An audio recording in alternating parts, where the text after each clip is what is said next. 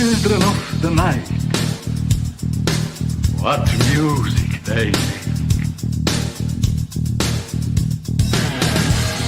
They're all gonna laugh at you! They're coming to get you, Barbara. What's up? I'm not gonna hurt you. I'm just gonna bash you a bit.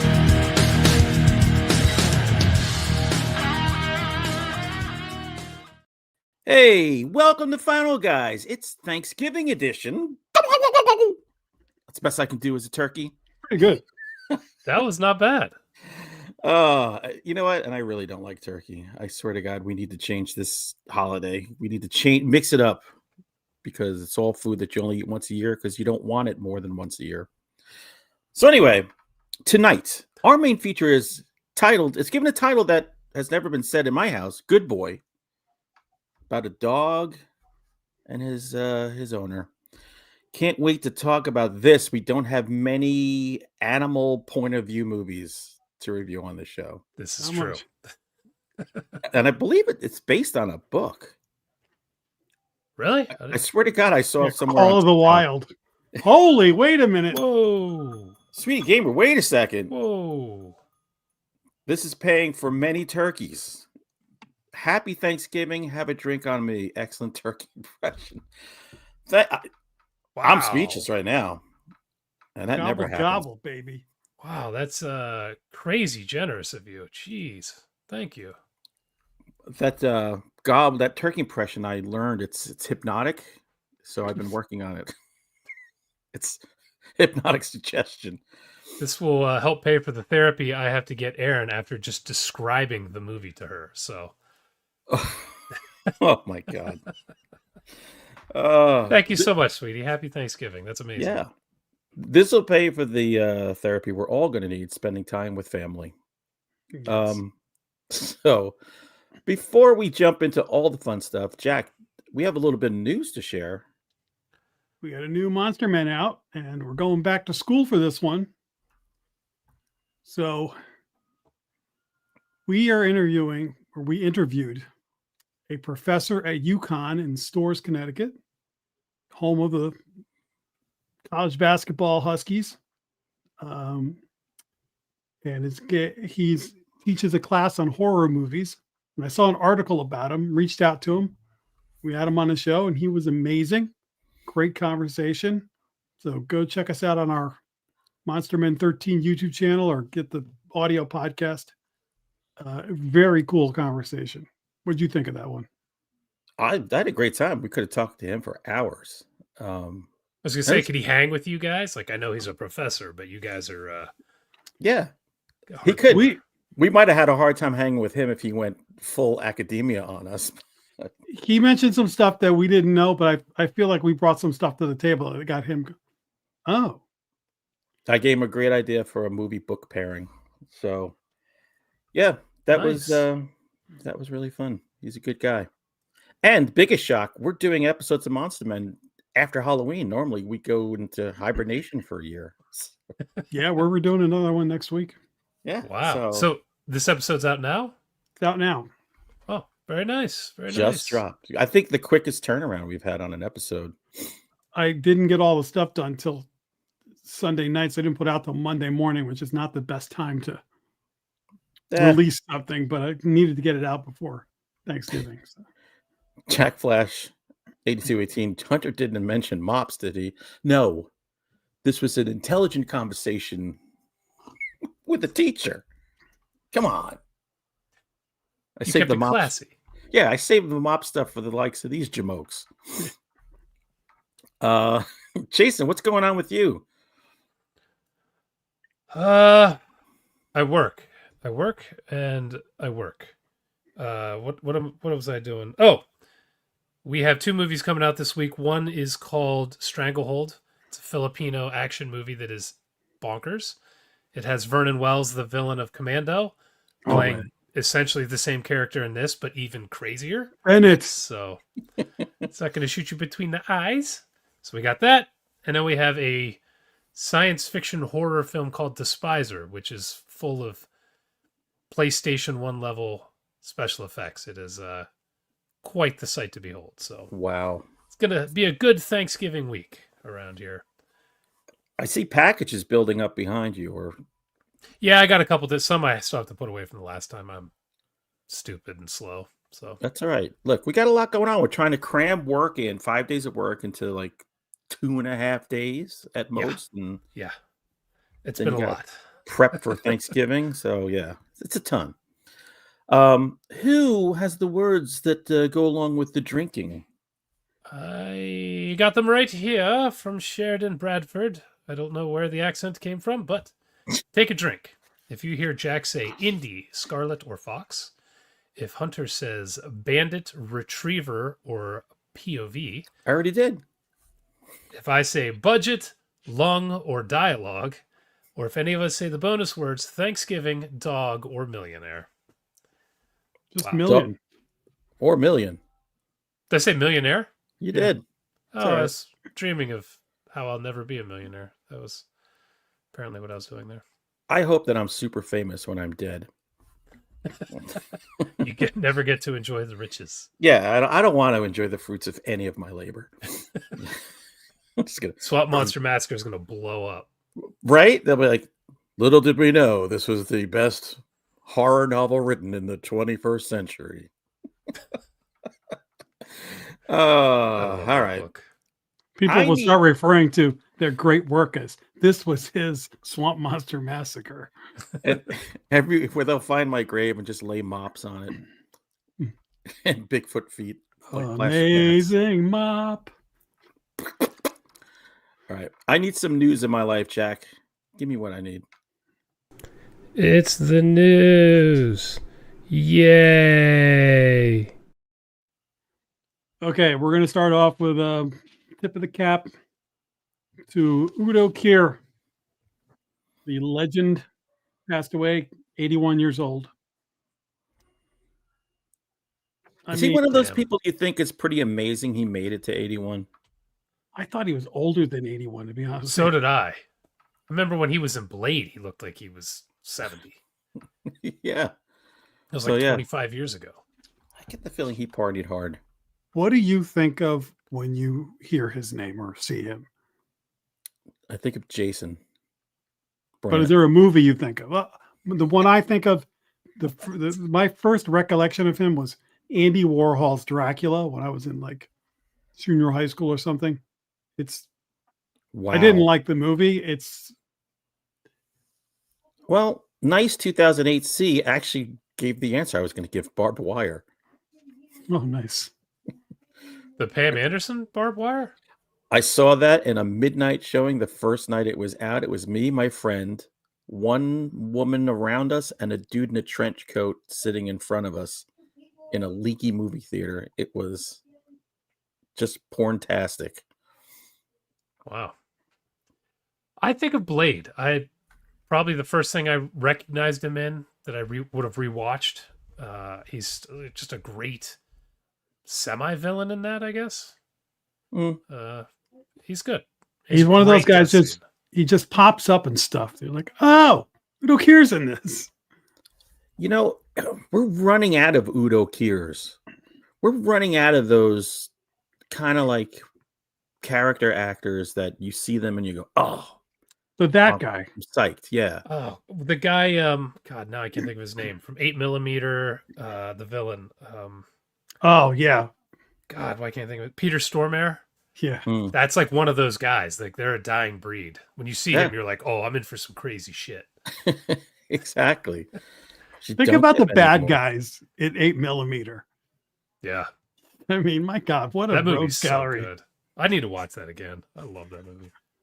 Makes me feel horrible for like 2 months after I watch it. James Gandolfini is the biggest scumbag.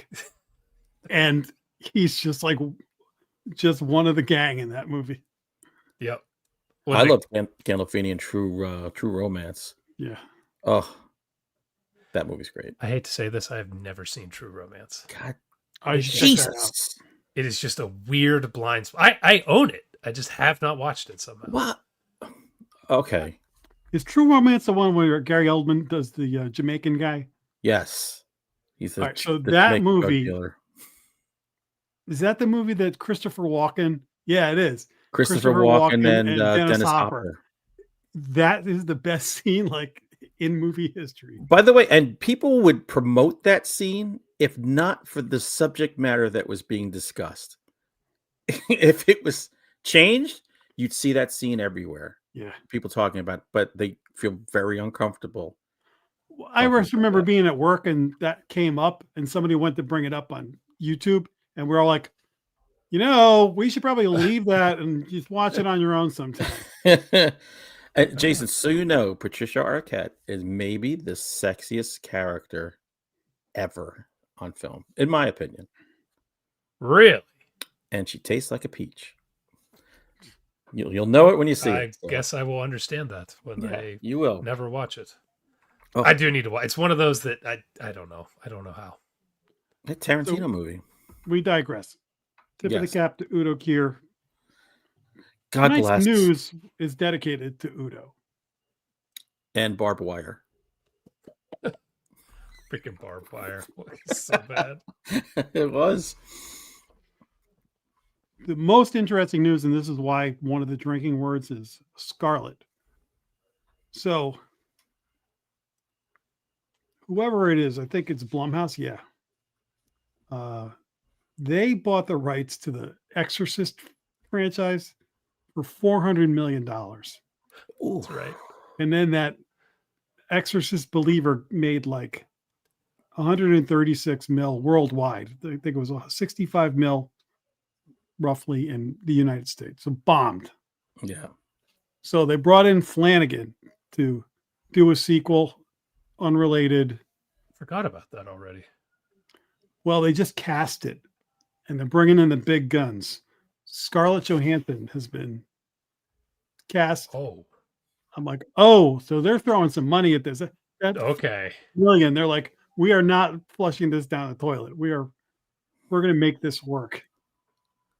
Well, I hope she's as good in this as she was in Jurassic World. I mean, they're bringing her in perfection. Like the cleaner now. Oh, that's interesting. I mean, look, it's Flanagan. Honestly, it doesn't even matter to me who he casts in it. I'm there. So hopefully he can turn it around because I didn't even watch that movie. You said it was a product of its time, and I was not interested in watching it. I didn't watch it either. Crap. 400 million. The trailer, they were shitting on those priests who freaking sacrificed themselves. I saw that in the trailer, and I was like, "Oh no, I don't want to watch this." Like, no. When you spend $400 million just for the rights, that's when you realize the obscene amount of money that's being thrown around. It's like when you find out how much like baseball team owners are worth. Yeah. And they don't want to pay, and they want to put a salary cap. That's the budget for 60 Blumhouse movies. Yeah. In one IP. That's amazing. How long do they have the rights for? Or do they buy them like forever with that amount of money? Maybe it must be forever. But look, unlike a person who used to be on the show, Mr. Lutsky, I don't crap on everything Blumhouse does because Blumhouse, when I look at it objectively, they've done a lot of good stuff and they've done a lot of shitty stuff. That's the way it is. So I have confidence in them, super confidence in Flanagan, and I'm going to see it because Scarlett Johansson's in it. So It's Flanagan, I'm in. They're doing everything they can to win me back. Mm-hmm. I'm not saying that this is a slam dunk because Scarlett Johansson has not been in 100% great movies either. But no, she's great because she can do franchise movies and she can do like serious. Do you ever see the Marriage Story movie? Oh yeah, on Netflix. She's tremendous in that movie. Like, yep. So she's like a legit actress as well as can do the popcorn movie stuff. So just don't have a levitating bed. Don't make it so outrageous. Make it look like an actual exorcism, which is scary enough.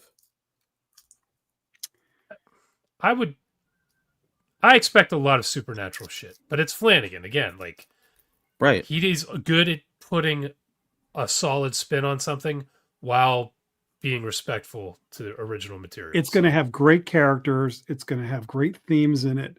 The writing is going to be amazing. Flanagan's all about story. Mm-hmm.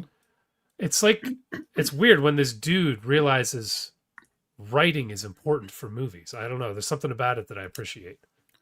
But let's see if he can get it done in under 2.5 hours. I think not. Don't care. If it's a good movie, like I don't care. It's Flanagan. I'm in.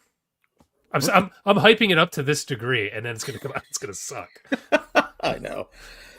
It'll be a while, I'm sure, till we see it. With what that man pulled off with Dr. Sleep, I'm in for anything he has coming out. That was unbelievable that he made that solid. That really was crazy. How he was faithful to the movie and the book was just mind-blowing. Yeah, very impressive. Now, it's Thanksgiving weekend coming up. That's sort of the official start of Christmas season. And so there's going to be a lot of Christmas horror movies, podcasts talking about Christmas horror movies. I'm sure there's going to be a new crop of them coming out. So to give you a head start, I found out that the Creep Tapes TV show, it's on Shudder. Mm-hmm. They're going to have a Christmas episode that's going to premiere on December 12th called Nick. So I think those are about an hour. Like a half an hour, right, Jason? Yeah, they're like 20 minutes, 22 minutes. Oh, even shorter than. Okay. Yeah, awesome. So if you want to get it, I haven't kept up with the Creep Tapes, but I'm going to say you don't need to watch those in order. So I'm definitely going to check that out. That is something missing since we've gotten away from episodic TV. Is you would have the Halloween episode, you'd have the Christmas episode. It was always something you would look forward to that just tied into the season. We don't really get that anymore. No. Were you big in the Roseanne Halloween episodes back in the day? I was never into Roseanne, though. No. That was like a big thing. Oh, it's the Roseanne Halloween. It was always like, oh, okay. Like you were watching MacGyver, and it's like, oh, this is the Christmas MacGyver. You know, like they'd work it in somehow. Yeah. No, that's cool. I'll watch it. Remember when The Simpsons Treehouse of Horror was like a appointment TV? Yeah. Yep. We need more of that. And I just wanted to tack on this last thing because I ran into this trailer for a new full moon movie that's coming out in December called Prompt. Okay. Oh God, it's gonna be AI. It's about AI. So I thought it was going to be an entirely AI generated movie. So I watched the trailer. It's not. It's about people using AI in a pornographic way.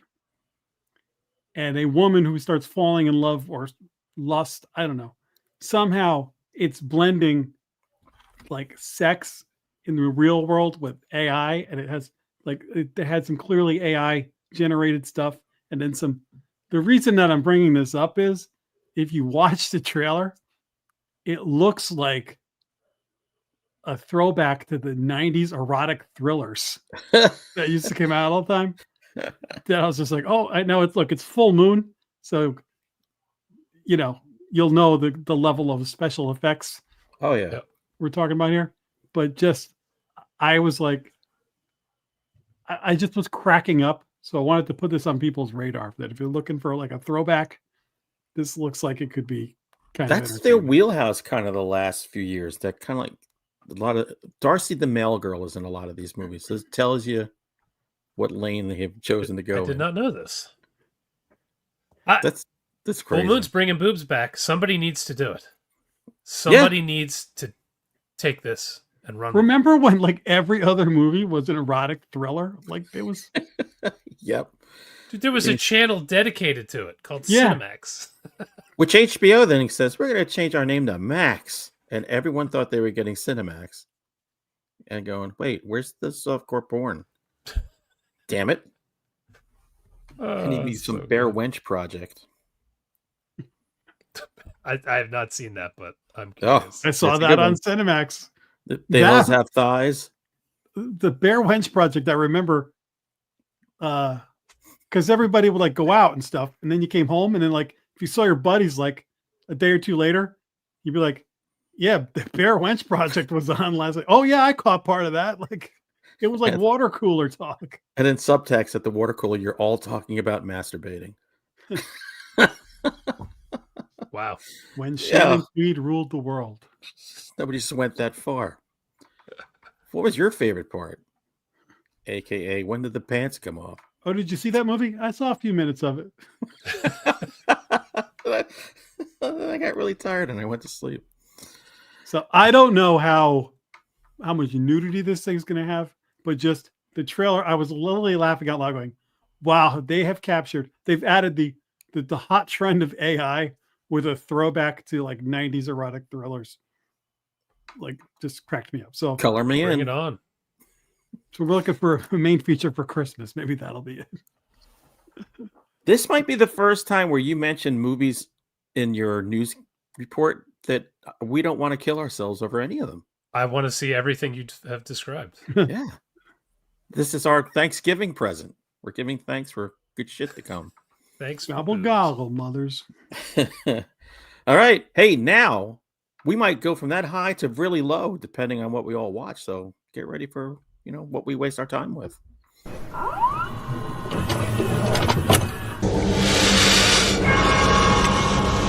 We have such sights to show you. Frank, the movie fan, mentioned Forbidden Science. I think I remember that one. Was that another one of those? That was one of those HBO, Cinemax, like Emmanuel in Space. Oh my God. Remember those? The Emmanuel movies? That was like a notch above like the erotic thriller. There was some like jungle South American adventure erotica movie with Bill Maher. Which Oh, God. I have that. I have like 3 copies of that people have sent me. Oh God, what's that called? I can't remember the name either. But Yeah, oh my God. I have several copies of that. Bill Maher is like saltpeter. He's the worst person to inject into erotica. Oh my God. Maybe Bill Maher's. Yeah, I'm sure he's slinging it. I'm sure he is. Just I don't want to see it. All right, Jason, lead us off. You mentioned the Creep Tapes. Well, they have a new season out that I have Look at started this. watching. Oh, there you go. They only had 2 episodes, so I've only watched the first 2, but it feels like he maybe heard a lot of the complaints about the first season that every episode just felt exactly the same, and that it made Creep get old after 3 episodes. The first 2 are quite different. In one, he encounters a serial killer who is copying him and is like remaking his movie, like the first movie, is like going through and reshooting it. How meta. And he encounters this guy. It's kind of fun. What the hell am I? Oh, whatever. It's Creep. Who cares about pictures? And then the second one is, it's a different take. He encounters some cops. So that's different than him just taking someone out and tricking them and then messing with them. I saw a clip of that. All these, as usual, he's really good at shooting found footage and making it interesting and keeping it looking amateurish, but not being boring. My biggest problem I like the first one, actually. I thought the first episode was good. There's a really strange moment, and I dug it. The second one with the cops behave in a way that no cop ever would. It's like, have you never watched video of someone getting arrested? That's Okay. half of like my X feed is like people getting fucked up by cops. I swear that shit goes viral nonstop. So like that was not great, but again, it's Duplass in this insane character. He's had the mask in both episodes so far. Tubby Time is mentioned and is partially redone. So there should be a whole season of just him in the tub. Going back to the greatest hits, maybe. when did we first start saying Tubby Time? How many freaking years ago was that? That was a long time ago, it feels like. Let me look it up. Post Linus. Yeah. So when he said that in this episode, I was like, oh my God, we've been saying this shit for like 6 or 7 years. Creep came out in 2014. What? Well, the podcast didn't exist then. So Yeah. Did we It was cover late like in the the game. sequel maybe? Maybe. I don't know. Or maybe it was when you were recording in the bathroom one time and we just started talking about I don't know. Just wishing someone would do Tubby Time with me. So this season is much more entertaining so far. Again, I'm only 2 in, but it doesn't have the stale feel I had Cool. by this point already in the first season. So solid step up. And if he's got a Nice. Christmas episode coming, that should be vastly different too. So I By dig the it. way, that Skinamax Bill Maher movie is Cannibal Women in the Avocado Jungle of Death. Thank you. I see that in the chat here now. Thanks to several folks. You're all on top of it. Oh, and Sweetie Gamer mentioning the Red Shoe Diaries. Remember that show? Oh, hell yeah. There David was one that, Duchovny. Duchovny, though he was in that one, right? He would just introduce softcore porn every week. This is back when he had the sex addiction, so it was perfect for him. And then he moves on to Californication. That show was awesome. By the way, I don't know if have you ever read his fiction? He's written a bunch of books. He's an excellent writer. I mean, excellent. So if you ever get a chance, check some of them out. Any random one. I've read about 4. They all blew my mind. Oh, all right. I'll check that out. I didn't know that. Remember that show on USA, Silk Stockings? Silk Stockings. Silk Stockings. When I worked at the phone company, we had a mailroom guy who was mentally challenged, and he would talk about that show. But remember, Jack, when I said the subtext of your talk about masturbating, he would tell you. This Wow. scene, she just comes out of the bathroom. I just started jerking my dick. You're like, oh God, I got to go back to work. I'm sorry I came in this room. I feel like I need to clip you just saying, I just started jerking my dick. Yeah, go for it. Hot dick. That's all good for me. Oh my God. What's up, Jack? Well, along the lines that we've been talking about, I was listening. I listened to a podcast called The Rewatchables that is very fun. And there's one particular movie that they always allude to that I've been aware of my whole life, but I've never seen it. Hunter, you're going to pass out when you hear that I've never seen this movie. I watched Cruising from 1980. Oh, wow. Which is the Al Pacino movie where he goes undercover to find a serial killer in the gay, like, meatpacking district of New York City, 1980. Did you just say the gay meat packing? The meatpacking district. Meatpacking district was very gay back in the day. Interesting. Okay. By the way, it wasn't called the meatpacking district because of what you're thinking. It was actual like butcher shops and butchering stuff. And gay. There was gay meatpacking industry. It was meatpacking before it got gay. I love this so much. Wow. Okay, I'm learning a lot. So there was a real underground gay scene. Not that there isn't today, but there was a distinct, and I'm sure this movie exaggerates it a bit, but probably not much. I doubt it. The tagline: Al Pacino is cruising for a killer. Wow, I love this. My advice is, if you have not seen this movie, you should see it. And you're like, what? This is a horror podcast. What are you talking about?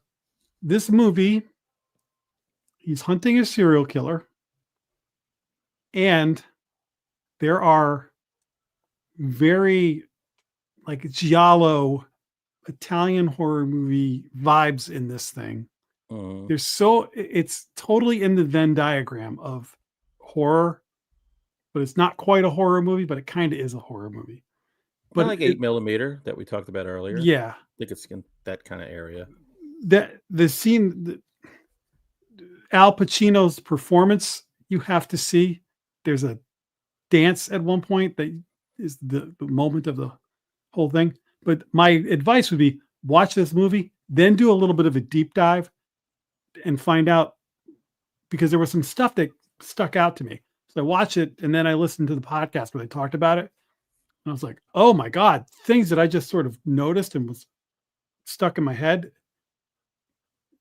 People were talking about at length, and it made me realize there's way more to this movie, from people who have seen it a bunch of times, that you can really read into. Paul Sorvino's in it. Karen Allen's in it. Joe Spinell. There's a lot of familiar faces that show up in this thing. This guy's watching Skinamax right now. Yes. He's I watching remember Final when Guy. this came out, it was so controversial. And so you heard a lot of talk about it. I've never even heard of this. Really, it's a classic. Yeah, it's 100. I'm watching it going, Hunter probably has seen this like 15 times. I saw it in the theater with my parents when it first came out. Oh my and I've God. seen it since. Well, William Friedkin directed it. Oh, Well, that's right. yeah. William Friedkin. Whoa. I mean, you watch this 8mm. What's the one? Hardcore with the Felix P. That's Scott. another one my parents took me to. Like, there's a few other movies that this could fit into that sort of sleazy, scuzzy undertone thing. Plus, I think a great snapshot of New York when it was, well, now if you go down now, it's kind of reverted back. Even the way people talk and the way that they refer to gay people, like, it's going to be a shock to younger viewers. But Hunter, when you grew up, that's like the way everybody talked. Like you heard that on TV and in movies all the time. And so that's like why when people are getting so offended and we're like, are you kidding? We're so much more reserved now than we were back then. Not even close. This cast is crazy. Yeah. Al Pacino, Karen Allen, Ed O'Neill, James Remar. James Remar has a bigger role. Ed O'Neill's in it for like 2 seconds. Oh, what's his name? Joe Spinell, Paul Sorvino, Richard Cox. The guy from Tombstone. He's in everything. No idea. The bad guy in Tombstone. Powers Powers Booth. Yeah. Powers Booth. Powers He's Booth. in this? Tiny role. Oh, wow. They're like, wait, is that Powers Booth? So like, I ended up watching like several YouTube videos where people were talking about it, and stuff that I just sort of like was like, did I notice that? What's going on with that? And then they're like, oh, did you realize this, this, and this? I'm like, oh, I was right. Like that was, but then explain it more. So I had like a fun like couple of days of like, I'm doing work and I just pop on a video of people talking about it and go, oh, damn. So a great little piece of movie history there that horror fans should check out. Can't believe I haven't heard of this. Donna Holland says she's amazed she hasn't seen this, and I'm with you. I can't believe I don't know this.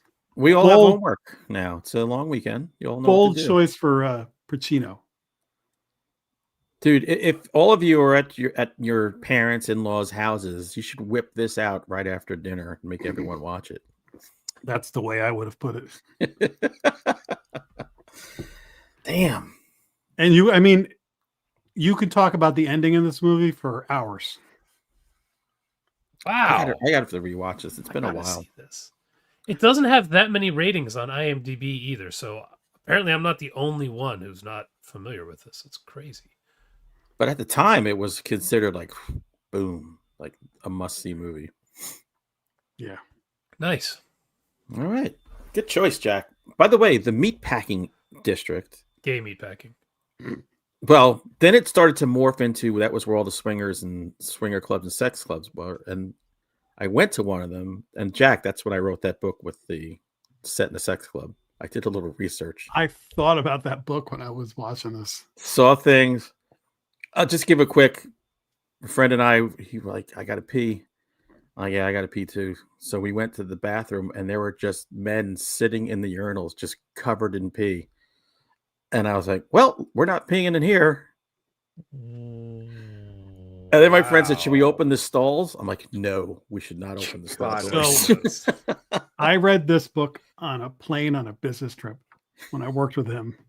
And I came back and I cornered him and I went, I have some questions for you. Like, where the hell did you get this, this, and this? And he's like, I have been to places and saw most of that stuff.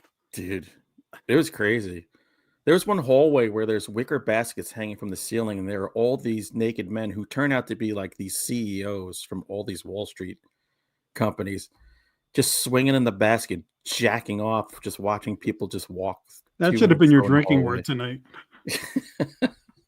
So yeah, meatpacking. It now there's nothing there. It's all been gentrified. But back in the day, it was kind of fun. Okay. So speaking of fun, I watched a movie. Jason looks like I feel like I just confessed to my dad what I was doing while he thought his son was an upstanding citizen. Could have done without the urinal Oh, talk. look, I had to see it. So if I have to live with the vision, you can live with the thought. I used to do digital forensics, man. I've seen some shit. Yeah. So I watched this movie, Watch the Skies. It's a Swedish movie. And I love Sweden. This movie's thumbnail is all over my Amazon feed right now. Yeah, that's where I watched it. I love Swedish fish. I love the Swedish chef. I love Swedish erotica. I love Swedish meatballs. So I said, this is going to be a banger. I just know it. So I couldn't resist because it's about a girl, that girl right there, whose father was big, and he started this company, not company, but group called UFO Sweden, which I think is a real group. And naturally fascinated with UFOs and abductions and stuff. And supposedly, when she was young, he went out to go look for a UFO and never came back. So the assumption was that he was abducted. So she gets a little older. She's like 16 in this movie, and she hooks up with his father's group, which consists of 4 of the strangest looking people. In fact, everybody in this movie is strange looking. Which is, I love. Europe is just like, give us interesting folks. Everyone doesn't have to look like Scarlett Johansson. Like, just give us some interesting people. They're just super memorable. And she hooks up with them and finds this big conspiracy and big mystery, and they're trying to solve. Vanilla Faces. Vanilla Faces! I'm going to get so tan in the summer. You're going to have to take that back. And so they go on this quest to go find out what happened to her dad. With infighting within the group and all kinds of stuff. This is like a very fun X-Files episode. It's too long. It's an hour and 55 minutes. If we chop 25 minutes off, you're elevating it up a lot. Regardless, though, it looks really good. It's everyone in it is great. I had fun with it. It was just kind of like X-Files meets Scooby-Doo. And you're gonna love some of the accents on them because they're all speaking English, but some of them are hysterical. I have a little trivia about this movie. Please. I actually looked this movie up. This movie, I think it might be the first one to use it. Mm-hmm. It used a AI technology to make the mouth match look like they were dubbing. Speaking. Get out of here. Oh. That's incredible if they did that for the whole movie. Yeah. That's what I read. So that's a lot of work. Unless it was fake news. Because 2 hours is a lot of talking. But I enjoyed it. It was kind of silly. It wasn't, you're not going to get some deep horror stuff. But if you're into UFOs and alien abductions and stuff and time warping, I think it's worth a watch. Cool. I haven't heard of this one yet. Yeah, I was just tooling around. I saw it on Amazon. I'm like, oh, alien abductions? I'm in. Solid. I'll check that out. It's been a while since I watched an alien movie. My turn? Yep. No, it's Tim. Tim. Oh, shit. Okay. I was trying to find the cover here for this book I read. It took me forever. I think it was like 800 pages or something. It was long as hell. Called Night Film. It's about an investigative reporter who had his life ruined because he ran some false information about a very mysterious director who's made some of the most notorious films ever made, but disappeared from public life in the 70s. And he bought some several 100-acre property in the middle of nowhere, and when he made movies, he shot them there, and everybody had to come to him. So he just completely fell off the map. People didn't even know what he looked like anymore. And this investigative reporter wrecked his life by doing some bad reporting. And this Right. is years later. Some more information comes about, and the director's daughter kills herself. So the reporter gets back on the horse and starts investigating this guy again, and starts getting into some finding out some crazy information about this guy. He's struggling to even find actors who've worked with him who are willing to talk. Like nobody wants to talk about this guy at all. And it starts to seem like maybe some of the stuff in his movies, maybe it wasn't all fake. Maybe there was some real horror going on in these. So apparently this was a massive New York Times bestseller. I hadn't heard of it until it Me popped either. up on Amazon. It was like $1 or $2 I bought it for. And I guess it's like maybe 12 years old. I think it hit number 6 on the New York Times bestseller list, which has a lot of copies. Yeah. So figured, what the hell, check it out. It took me a little while to get into this because it has the worst use of italics I have ever seen in a book. I'm talking damn near every sentence has one word italicized. Oh, that's annoying. And it's not always the word you would think. Like the way I just said think there, I would italicize that. This would have italicized word instead. So I'm reading and I'm like, this doesn't even read. Like, what the? And it's Foo Foo Fighters. Yes. It's like Christopher Walken italicized the book. It's so freaking weird. It took me quite a while for my brain to start ignoring that a little bit. Yeah. But once I did, it's a very cool idea. If you like film like we do, then it's a cool book to read about that, about investigating this crazy shit that's happened in the industry and how this director dealt with actors and sets and all kinds of stuff like that. Pretty cool. The ending it's fine. It's not like a shit show or anything. It looked like it was going to be a shit show, and then the last like 15 pages salvaged a lot of it. So, oh my god, it's talk about cool a book. last minute save. It's a last 800-page save. book and 15 pages has to save it. So, very cool idea. Pretty cool story. Sometimes the writing's annoying. Sometimes it's really good. Worth checking out. But it is freaking long. And the book I read before this was almost 1,000 pages, which is why I have not mentioned a book in like 2 months. Jeez, look at you. Not on purpose. Not on purpose. I'm proud of you, though. Look at you. That's a lot of italics. I had to look it up after like 50 pages. I was like, am I the only one who thinks this is insane? No, you look it up. People are like, what the fuck's with the italics? That would bother me to no end. It's so weird. I'd probably chuck the book. I can't believe an editor approved it, to be honest. I feel like I would be like, no, you have to change this. This doesn't make sense. Like, this is stupid. Man. But yeah, still, good book. Cool All premise. I'm going to get ChatGPT to summarize it for me in 3 pages. Summarize it in italics. I was going to say every other word has to be italicized. I just want all italics. Oh. Well, I watched a documentary that I had mentioned a couple of weeks ago called Chain Reactions, which is all about the Texas Chainsaw Massacre. So what I did was last week I watched the Texas Chainsaw Massacre, so it was fresh in my head. And, I think it's about an hour and 45 minutes, this movie.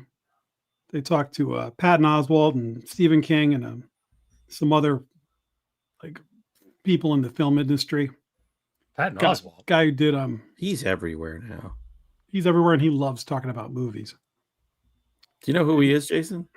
Yeah, I just... Oh, you looked confused. I was... No, like, why would you interview him about the Texas Chainsaw Man? That's why anything about movies, they call him and he'll agree. If we did a documentary on movies, I'm sure he'd join in. All right. You know, it's really interesting to hear people, especially in the industry, shower this movie with affection and pointing out its brilliance. Because when you actually watch the thing, I remember the first time I watched it, I don't know any horror movie fans who don't love this movie, but you just think of it as this dirty, sleazy, rough movie. Yeah, brilliant never comes to my mind. But then as the years go by and you are thinking about the best horror movies of all time, you're throwing that in there. And then when you hear people from the industry talking about different aspects of it and what was so brilliant about this or what was so inspiring about that, it was very interesting. I enjoyed it. It's a lot of talking about the Texas Chainsaw Massacre for one sitting, but I enjoyed it. So it's good. Looking When for the documentary is longer than the movie they're talking about, that's especially if it's Texas Chainsaw Massacre. I mean, and one of them is it's like in Japanese, so you have to read subtitles. I was like, okay, I don't know if they needed. They could have cut some of this up. But, Takasha Meek. It's the audition guy. Yeah, the audition guy. But I'm glad I watched the movie first because I've seen it a bunch of times, but having it fresh in my head was good. And one of the things it does when you watch something like this is it points out some things that you may have not noticed or hadn't thought about. So it added another dimension to it. So I rented it for like $4 or $5. So if you're looking for something different, I'd check it out. Yeah. I like watching docs on these old movies. Yeah, me too. Sometimes, like you said, sometimes you learn something new or you just get a different insight and you're like, oh, never thought of that. I think Joe Bob was one of the original guys who was championing this back when people were like, oh, it's just sleaze. I think he was one of those guys who was like, no, this is legit. Redneck horror. Yeah. One thing Patton Oswalt's like, I saw the movie like on like crappy VCR tapes on these little TVs.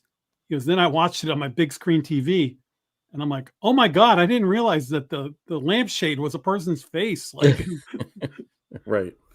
By the way, that's a movie I never see in theaters. Like, I don't like all these revival places that I go to. I never see TCM. Yeah, that's a good point. I think it came back this year for like a day.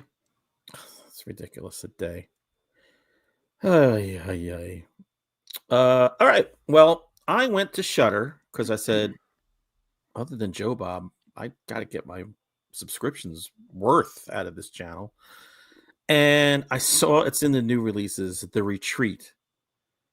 It is about a lovely gay couple, two women, who go to a gay B&B in the woods because their friend who's gay he's getting married, and it's kind of like a wedding. It's a wedding planning weekend. And it was so funny because her girlfriend goes, what the hell? Why is there like all this to do with everything? So I was like, yeah, good for you. So they head over and they're in love. And they head over to this gay B&B. And immediately something's off. The door is open. The welcome basket of food is rotted. And the two guys that they were supposed to meet ahead of time are not there. And this becomes a game of survival because there are people around them in the woods who mean them harm. This is not about them being gay. This is about just, for shits and giggles to fuck with city people who come to the woods. I feel so bad for people who live in the woods, Jason. Not anymore, but you are a woodsman. I'm of the woods. Yeah. So when you see these things, do you ever get like offended? Like, oh, come on. I mean, Jesus Christ, we didn't do this often to city folks. I mean, they made it seem like we killed people every weekend. Right. So need to family reunion. But it's typical, as Joe Bob would say, kind of like redneck horror. And it's these two like 90-pound girls who are going to battle against people who are bigger and try to survive the night and uncover really what's behind all this, which was a weird kind of, I'm not say twist, but just plot point. So there are much better things you can watch on Shudder and better things to do with your time. This is like an hour and 40 minutes maybe or something like that. It wasn't very good. I'll tell you that. It wasn't very original. And I'd say give it a pass. Damn. Unless you're so like high from tryptophan from the turkey and you just happen to thumb on it. And you're like, ugh, all right. if you want to watch something that you don't care if you fall asleep during. Yeah, exactly. So, The Retreat. I'd say retreat. Don't advance, retreat. I saw this on there and I passed on it for the creep tapes, so sounds like a good decision. You made a solid choice. I can assure you without having seen the creep tape show yet. All right. You got your leashes, you got your dog treats. All right, let's get into the magic of Good Boy. You like scary movies? Uh-huh. What's your favorite scary movie? I don't know. You have to have a favorite. What comes to mind? By the way, Toten, I am happy this episode because I'm home. I'm not in a hotel room. You don't understand. I don't like traveling anymore. And when work makes me travel, I get very ornery. So I'm here by my new bookshelf with my movies that I put in there. The heat is on. I'm feeling good, man. This is alcohol-free me. Might have to take a gummy when this is done. But anyway, who wants to take a crack at telling us what Old Boy is about? You mean wanna Good check? Boy? Go ahead, Jason. You're a dog owner, Jason. I think this is Jack and I don't own dogs. Well, Old Boy is this horrible story of incest and Did I say Old Boy? You did. Yeah, whatever. Good Boy. Good Is Boy. this awful story. Good Boy is about a dog whose owner is suffering from lung cancer, and he wants to just get away from civilization, and he goes to his grandfather's abandoned house out in the middle of nowhere to suffer alone, and it's his faithful dog is there with him, but the dog starts experiencing some weird things in the house, which is supposedly haunted. It starts seeing some crazy shit, and his owner hacks up some lungs, and spooky things happen. Yeah, I would have liked to see the dog just lap up whatever he was spitting up. That would have been the most realistic thing. Exactly. Dog wouldn't hesitate. All right. What'd you think of it? I liked this movie a lot. I live for movies like this where it's just someone's taking a swing. I saw the budget of this is $70,000, and they thought, let's make a movie Wow. that's shot entirely at the height of a dog. Like, we don't see anything above the dog's head, essentially. It's whatever the dog can see at head height. It's such a unique and interesting way to shoot a movie. The performance they get out of this dog is freaking incredible. Yeah. This is a movie with almost no dialogue, and we're watching a dog's face, and we're waiting for its eyebrow to go up, and then we're like, oh, that's what's going on over here. Oh, the way its ears are cocking is... So I also saw it took 3 years to shoot this because the lead is a dog. Yeah. Who they need to act scared and happy and playful, and I really dug this. I could see some people thinking it's simple because it is. I mean, it's kind of hard to tell a story with a dog who doesn't, this isn't like look who's talking kind of thing where you hear the thoughts of a... Thank God it wasn't that. It's really unique. Talk about a perfect Shudder movie for me, where somebody's just taking a big swing, and I had a lot of fun with this. I really dug it. I would agree with you. He's going. He was gearing up. Oh, I was waiting if you were going to say something to me. Oh no, I just the natural flow. I would agree that I like this movie, and I think I like it mostly for the swing and the effort and the originality of it. And it was entertaining. I don't know how much I liked it. I definitely enjoyed it. I feel like if it was any longer, I would have felt fatigue. I thought they did a good job because there was some repetitive stuff going on that, like, they stopped before it got out of hand, because there's only so much you can do when there's no dialogue really in it. But 3 years shooting with a dog. You're right. They took a simple ghost story, made it from the perspective of a dog, which you kind of need a simple ghost story if you're not going to mix it with the human part. Right. So I admire it. I think it's refreshing to see something like this. And so 2 paws up. Ooh. I thought for sure you'd hate this. I don't know why. I'm just going by the Jackometer from 2025, and Jack and I we're not vibing like we used to. I thought Last you year were going to was not like this. last year was disturbing the way you guys were synced. Our cycle synced. I really like this movie. I had no idea. Like, I never saw a trailer. I didn't read anything about this. Same. I just kept hearing the word, hearing the title as a kind of buzzword title. So DeVing said Skinamarink with a dog. How dare you, sir? How dare you? Good Lord. That if it was Skinamarink, we'd see like the dog's asshole, the tip of a tail. It would be so stupid. First of all, I love this dog. Like, I want this dog. I know. I want to adopt this dog. The dog's adorable. It's the director's dog, I believe. It made me want to have a dog. Like, we have cats, but now I want a dog. I saw it as more than a ghost story, so much so that I had to go and like look this movie up when I was done to make sure I was maybe seeing more than I thought. Well, we'll get into that in spoilers. Yeah, but I still believe I was right. Wholly original. That's if you give me an original story that looks good and was 70 something minutes long. Yep. Holy crap, you were just batting 1,000 right there. And I like there is the owner is in it and his sister, but you don't see their faces, which I thought was kind of cool.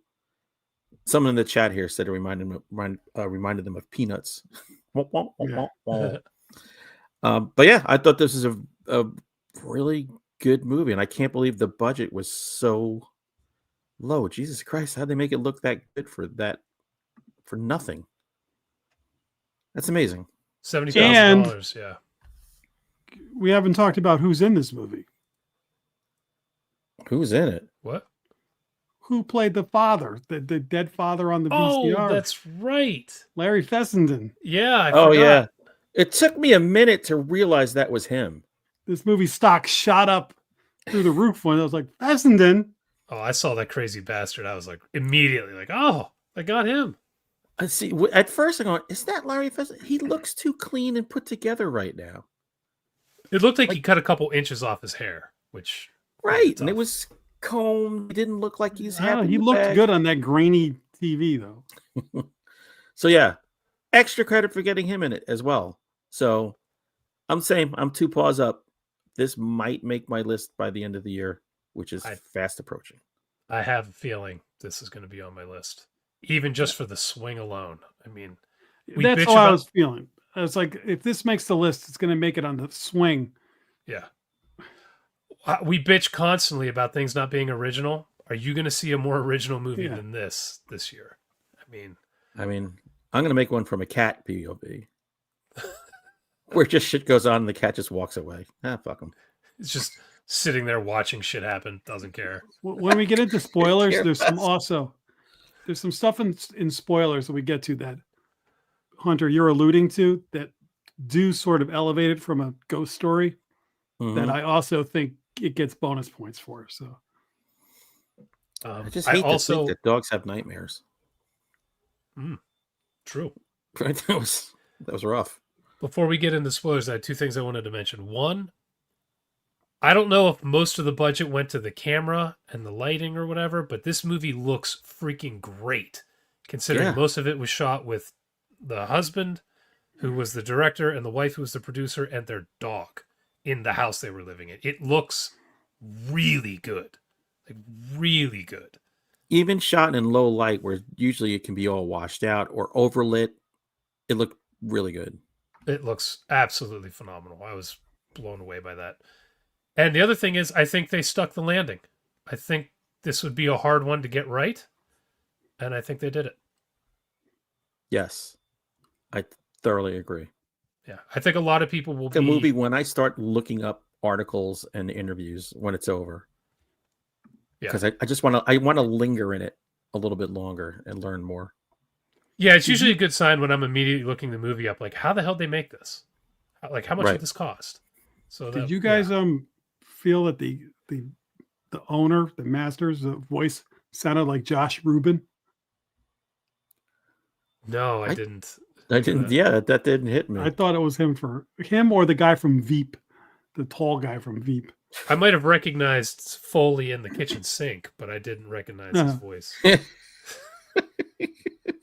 pitter patter of love. Should we get into spoilers? Yeah, let's spoil this baby. All right, spoilers. If you don't want spoilers on Good Boy, then be a good boy and go watch the movie. Or girl. Or girl. Or be an old boy. So, the movie, the dog is encountering supernatural entities. We're calling them ghosts. This owner has some sort of, deadly illness. Mm-hmm. Was this a ghost or was this like death coming for him? Was my question. That's the question, yeah. And I was like, I think this has nothing to do with ghosts. This has everything to do with the disease that's in him and then death. But the director's talking about ghosts in a haunted house. But I prefer to think we're seeing the progression of this disease in him and encroaching death. I want to say I was back and forth the whole time, and at the very end, I wanted to say that it's both. It's the disease and this place is haunted because of what the grandfather went through, and then at the end, the dude is dead. He's dead, and we're seeing his ghost, seeing his own body, and we're seeing shit in the basement, and I'm like, this dog's imagination is not this good. So I kind of felt like it was both. This dog's tripping on mushrooms. Like, this dog should be a writer because it's got a great imagination. I agree with you. You knew the worm returned when you saw the owner's face. Yeah. Yeah. And like, why is he seeing his face all of a sudden? Yeah. Carl Keeling, 1881, but the house is supposed to be cursed. I agree. I just, in my mind, I thought maybe the curse in the house is just creating this maelstrom of stuff. So yeah, there is a curse that's inevitably going to doom him to his death. But I thought the dog was also seeing, because we all talk about dogs and cats can see things we can't see. So he's seeing the illness just start to overtake him. And creepy ghosts. Jack, you were giving your opinion on this. I agree with you. I think it's a little bit of both. I think it's almost like there are supernatural forces, and I think it is overlapping with death coming for the guy. So I don't know if there's I don't really think it's one or the other. I think it's a little bit of both. That was because of the very end. That's where I landed on it. Yeah. Yeah. The whole time I was thinking, this guy's dying. Did Aaron watch this? No, I knew better. So there was a website uplifting in a way. There was a website that you could look up whether the dog dies or not, because they wanted people to see this movie, and they were like, they had to know. Well, that dog doesn't. I described the end of this to her, and she started to cry because the dog is alone. Right. And when I said the dog was trying to save him from the afterlife, but he couldn't, then she really started to cry. I actually thought that was a really touching ending. Yes. The guy died and the dog was trying to like pull his soul back. And the guy was like, you're a good dog, but you can't save me. And then he went with the sister. I was sitting here like, is this fucking movie going to make me cry? What is this salty 4 lines of discharge? dialogue? Stupid allergies in winter. This is bullshit. And I like the fact, I thought it would be history repeating itself because the previous dog stayed and died of starvation and everything. But did anybody else come? Right. True. And then I just love the end of just the credits and the dog just hanging out the car window. They never did anything with the fox. dog. They never did anything with the fox traps, did they? The guy kept mentioning them. The dog got caught in a snare, which I've never seen for a fox, but remember at the log, it gets caught in a snare. Yeah. Oh, that's right. That's right. So I assumed that's what that was. Like I said, I've never seen a fox trap that was like that. Maybe that they do that, but I always knew them as like the regular traps. But that's one of my problems with this. The stuff with the neighbor goes literally nowhere. That dude doesn't even need to be in the movie. You could cut that out; it would make no difference. So that we needed some closure on that. Whether the guy came and found him or found the dog or something, you needed something. They were playing the card of, because it's from a dog perspective. Anytime something walked up to him, you didn't know if it was a ghost or a real person. Mm-hmm. So it was like red herring. I guess.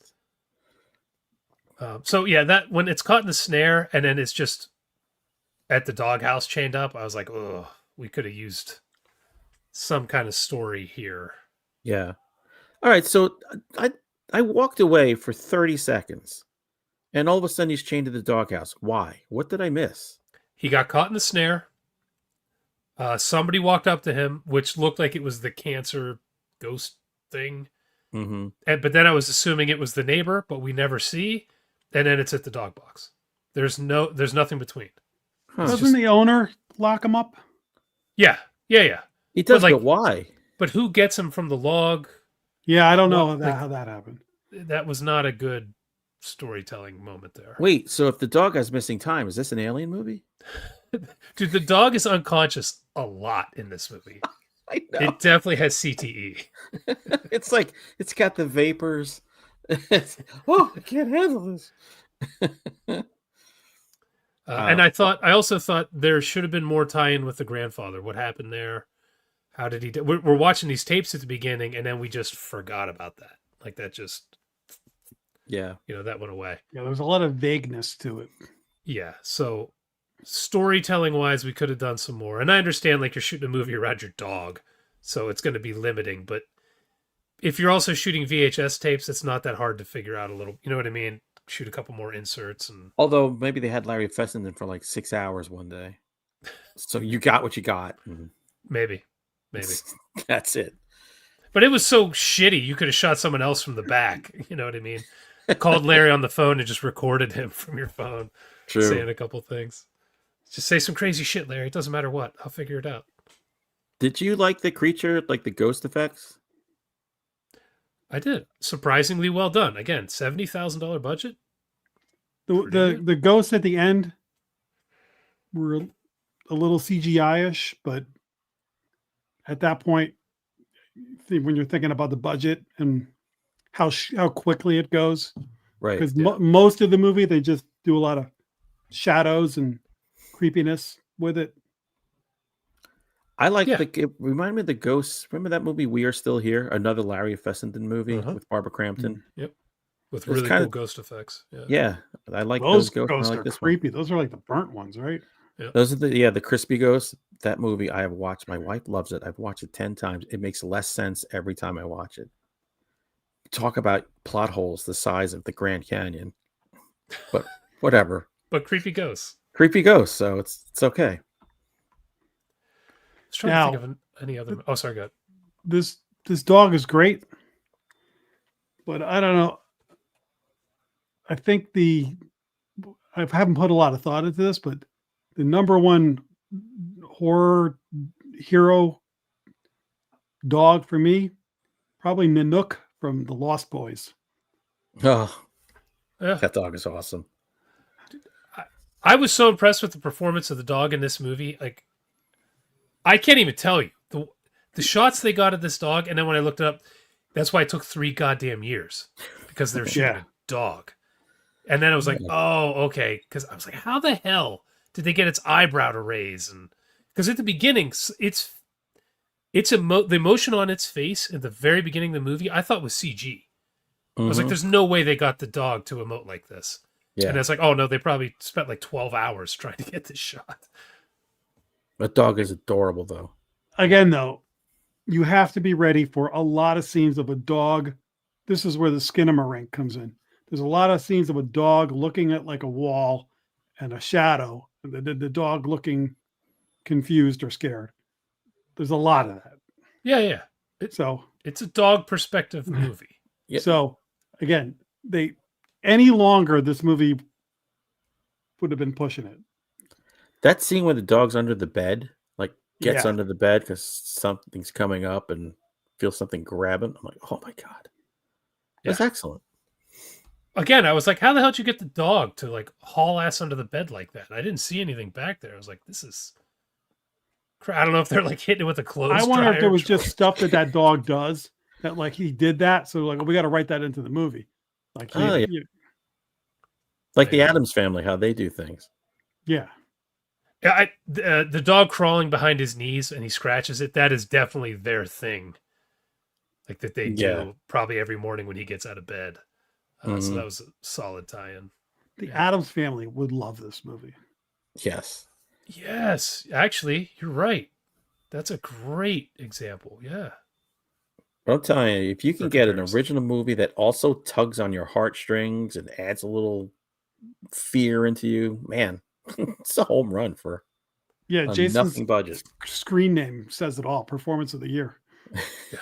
That freaking dog, man. The way it's looking back at the end and you hear the whistle from the house and it's like looking back and forth. I was like, God damn, this is actually a good ending for a dog movie. Hey, look, that dog was a better performer than everybody in that Jurassic World movie I saw this year. Right now, I'm at like, it's the two dudes from The Long Walk, and then this dog, Indy, is like number 3. Aunt Gladys. And I love his name, Indy. Jack, you probably thought of this a lot. I just kept going, bad dates. Like whenever the dog was having like a nightmare, I was thinking, bad dates. Very dangerous. You go first. Which I discovered in talking about this movie, my wife has never seen Raiders of the Lost Ark. What? Don't know how it's possible. I'm like, I've watched it. Where have you been? We've been together for 100 years. That's funny. I found out in August, my buddy I've been talking about movies with for 25 years has never seen any Indiana Jones movie. I was like, what? Don't let him start with the last one. He won't go back any further. I'll just show him that one and be like, this is the best one. It's marathon time. Yeah, the first was terrible. This is as good as it gets. Oh, man. So I'm glad we all got a good movie on Shudder. Oh, what a good Shudder movie. Yeah. This was one I was going to try and see in the theater, but they only were showing it at like 10:30 at night. Same. Yeah, there was no time I could get to see it. That's a shame, too. Although I did see it made like $8.5 million, which for a $70,000 budget. Holy cow. Yeah, and Indy's going to star in the new Exorcist movie. Opposite Scarlet. Yay. I hope somebody throws like $1 million at this guy and says, make another movie, because he's got some talent. If you got anything left in the budget, Blumhouse? I want to see Indy do a remake of Cujo. No, that dog can't do Cujo. He's too sweet. Come on. Pet Cemetery 2. God. 3. Come on. We've already got 2. Can you imagine this dog trying to be intimidating? No. I don't think it could. Not at all. So, I don't know what we're going to watch next week. We've got, do we have many choices? We've got the Running I'm Man. hoping we do Deathstalker. Deathstalker. You're pushing hard for Deathstalker, so that works Sold. too. I've seen it. Easy. Oh, there we go. Deathstalker it is. By the way, where can folks watch Deathstalker? Is it on Prime? Yeah, let me see how much it is. Yeah, I mean, almost everything I rent is on Prime, so I'm assuming that's where it was. It's definitely on Prime, but let me see how much it is. $14.99. I don't think it was that. No, it's believe me, I wouldn't bucks. I wouldn't be suggesting it if it was like 19. I don't rent until it's under $10. I almost rented the UFO documentary Age of Disclosure for $20 the other day. Oh God, dude, why? It's supposed to be really good, but I can wait. $5.99. There you go. That's right. Perfect. Deathstalker it is. 1 hour and 42 minutes. Oh, no, it's okay. It's all good. I am so psyched to see this movie. It's a lot of fun. It's a lot of fun. Maybe I'll put this on after we all eat Thanksgiving. Have you seen all the Deathstalkers, Hunter? I've seen 3 of them. I was gonna say you need to see the first 2, I would say, to really appreciate what he did with us. Yeah, which I have, which is, my God, the most jarring tonal shift in movie history. Correct. Yeah. All right. Awesome, man. I'm looking forward to it. I'm looking forward to Thanksgiving, and I hope you all are too. Happy Thanksgiving, crazy bastards. Yeah, And man. thank you. Sure, Thank you, whatever. sweetie gamer. Holy shit! Yeah, Thank you, sweetie gamer. gamer. Exactly. And Just everyone made our else. Thanksgiving. It's been a great year for Final Guys. I don't know why. I feel like this has just been like a really good year for us. So If anybody else wants to give us something to think about, we still got like 30 seconds left. Toten, I I'll- dare you, if you eat turkey, when you're done, just to give the bones and stuff to Jason, just ship him the God. carcass. I'll chug both sips of my beer. Yeah, if we're ever down and out, Jason, if you need more money, We know we'll how just to have raise a chug money. beer. Kill myself on camera. I've got the trailer for Deathstalker going over here because I looked up how much it was. Right. We have got to watch this movie. Good. It's I'm fun, looking man. forward to it. Awesome. So there we go. Patton We'll see- Oswalt's in it. Oh, God damn it. That guy is everywhere. What is he So playing he does a over? voice. Oh, okay, fine. All right, everybody. We will see you next week. Until then, have a great Thanksgiving and get ready. Watch some Deathstalker and talk some real, I'm sure, true, fun nonsense with us next week. Hell yes. Happy Thanksgiving, everyone. Yeah.